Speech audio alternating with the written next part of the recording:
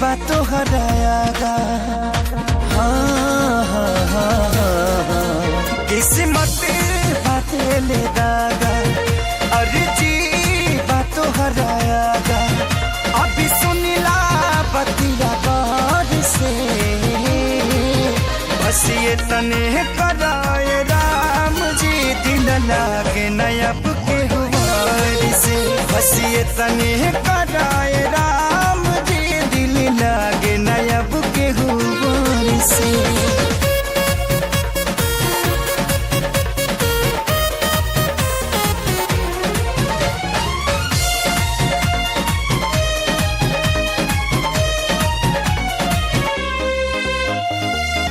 जी के नागे जिया तानी हटल दिल के सिया तानी।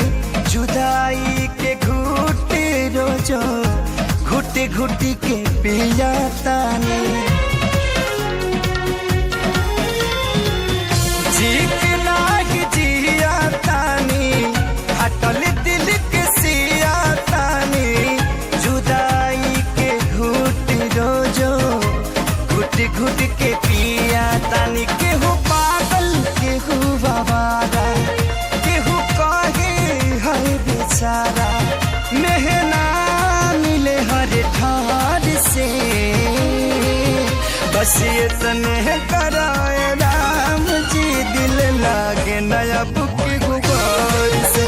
बस ये तने कराए राम जी दिल लागे न अब के गुबार से।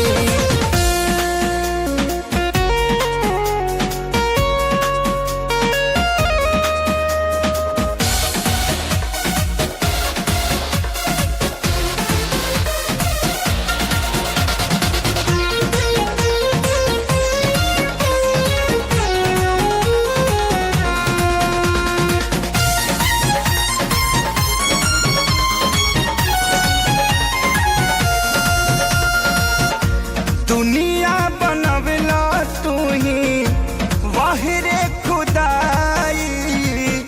काहे ना बनवला दर्द दिल के दवाई।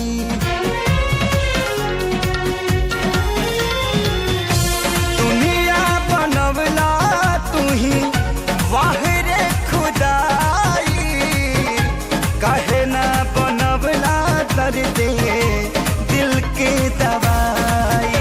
सपना रहल अधूरा सोचल भइल न पूरा। गुजरीले दुख के दौर से बस ये तने कराए राम जी दिल लागे नयब के हुआर से। बस ये तने कराए राम